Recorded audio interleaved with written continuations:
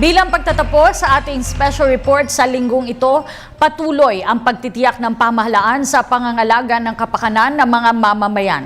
Kabilang na dito ang pagsusulong ng mahakbang para maiwasan ang anumang uri ng aksidente. Narito ang huling bahagi ng espesyal na ulat ni Julius D. Samburon. Sa loob ng isang linggo, hinimay natin ang mga detalye na may kaugnayan sa Fire Prevention Month. Sinimulan natin sa kasaysayan. Sinundan natin sa kadalasang pinagmumulan. Pinaalam ang tips para ito'y iwasan. Hanggang sa pagkakaroon ng sapat na kagamitan. Idineklara ang buwan ng Marso dahil ito ang buwan na nagsisimula ang hot and dry season. Sa tala ng Bureau of Fire Protection sa mga ganitong panahon, umaabot sa 9,000 hanggang 10,000 sunog ang nagaganap sa patunay na dyan ang datos noong taong 2006 na kung saan naitala ang mahigit 8,000 fire incidents sa Pilipinas. Tuloy-tuloy ito hanggang ngayong taon.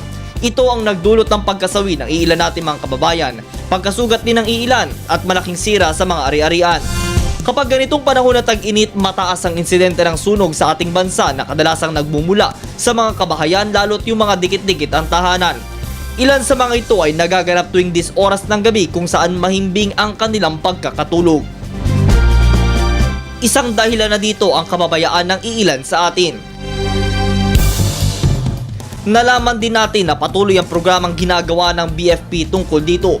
Bilang pangunahing ahensya na responsable sa mga hakbangin kontra sunog para sina Juan at Juana ay mailayo sa disgrasya gaya ng mga educational and safety campaign,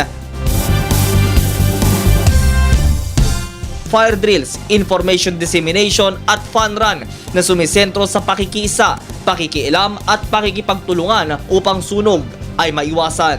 At sa pagtatapos ng ating espesyal na ulat, ating nakita ang konklusyon na ang pamahalaan pusong pinangangalagaan ang kapakanan ng mamamayan. Kaya paalala kina Juan at Juana, huwag magpasaway, alalahanin ang inyong kaligtasan, sunog ay iwasan. Ika nga, ingat-ingat din pag may time. Para sa Telebisyon ng Bayan, ako si Julius D. Samburon.